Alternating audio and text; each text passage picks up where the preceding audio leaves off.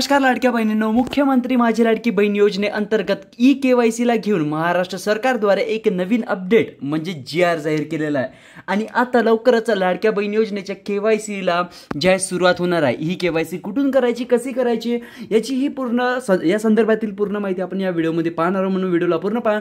सोबतच या GR ची लिंक मी डिस्क्रिप्शन मध्ये दिलेली आहे आणि ई-KYC कुठून होईल त्याची लिंक मी डिस्क्रिप्शन मध्ये दिलेली आहे, जेणेकरून तुम्ही ई-KYC करू शकता। बॅकग्राऊंड मधून जर तुम्हाला कुत्रा भुकण्याचा वगैरे आवाज येत असेल तर त्यासाठी मला माफ करा, जसा GR आला तसाच हा व्हिडिओ बनवतोय। तर बघा, राज्यातील महिलांच्या आर्थिक स्वातंत्र्यासाठी आणि त्यांच्या आरोग्य आणि पोषणात सुधार करण्यासाठी आणि कुटुंबातील त्यांची निर्णायक भूमिका मजबूत करण्यासाठी महाराष्ट्र राज्यात मुख्यमंत्री माझी लाडकी बहीण योजनेची प्रभावी अंमलबजावणी करण्यात येत आहे। सदर योजनेअंतर्गत पात्र लाभार्थी महिलेला थेट लाभ हस्तांतराद्वारे म्हणजे DBT द्वारे आर्थिक लाभाची रक्कम जमा करण्यात येत आहे। मुख्यमंत्री लाडकी बहीण योजना या योजनेसंदर्भात आधार, आर्थिक व इतर अनुदाने लाभ आणि सेवांचे लक्षित वितरण अधिनियम ही कलमा वगैरे त्यांनी दिलेला आहे आणि यात सर्व माहिती जी बाकीची दिलेली आहे।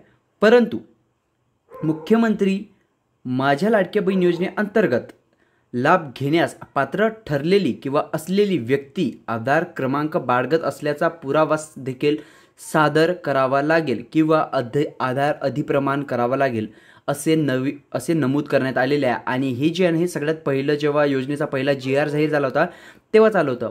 म्हणून महाराष्ट्र मंत्रिमंडळाने घेतलेल्या निर्णायक दरवर्षी जून महिन्यात या योजनेअंतर्गत या योजनेतील लाभार्थ्यांनी ई-KYC करावयाची नियुक्त म्हणजे असे ठरवण्यात आलेला आहे।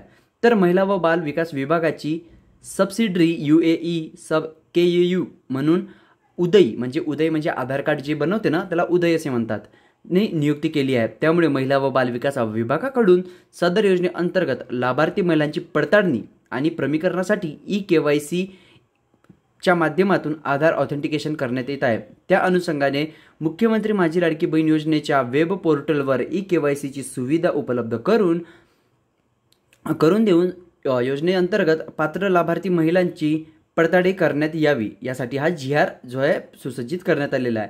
आणि हे बघा, इथं पोर्टल वगैरेची पूर्ण लिंक दिलेली आहे। जर तुम्हाला हे पूर्ण वाचायचं असेल तर तुम्ही हे वाचू शकता। आणि हो, आता महिलांना बघा, तसेच या योजनेअंतर्गत दरवर्षी जून महिन्यापासून 2 महिन्याच्या कालावधीत म्हणजे जून, जुलै आणि ऑगस्ट असे या 2 महिन्यामध्ये तुम्हाला ई-KYC करणं बंधनकारक राहणार आहे। जर तुम्ही 2 महिन्यात KYC नाही करसाल तर तुम्हाला जो आहे योजनेचा लाभ मिळणं बंद होऊन जाईल। तर आता ह्या जो लिंक आहे ई-KYC ची ती कुठे मिळणार आहे, तर तुम्हाला काहीच नाही, लाडकी बहीण योजनेची ऑफिशियल वेबसाईट तुम्हाला या प्रकार काहीतरी दिसणार आहे आणि यासमोर तुम्हाला फक्त आहे ना एक दांडी लावायची आहे। बघा, ही अशी आडवी दांडी असते, आडवी दांडी लावून तुम्हाला ई-KYC असं लिहायचं आहे। बघा, लाडकी बहीण योजनेची आधिकारिक वेबसाईट ओपन करा, मी लिंक डिस्क्रिप्शनमध्ये देऊन देईल। त्यानंतर फक्त अशी आडवी दांडी लावून ई-KYC असं लिहायचं आहे तुम्हाला आणि बस सर्च करायचं आहे। तुमच्यासमोर पेज उघडून जाईल, काही या प्रकारचा। आता इथे व्हाईट पेज दाखवता, थोडंसं लोड होऊ द्या।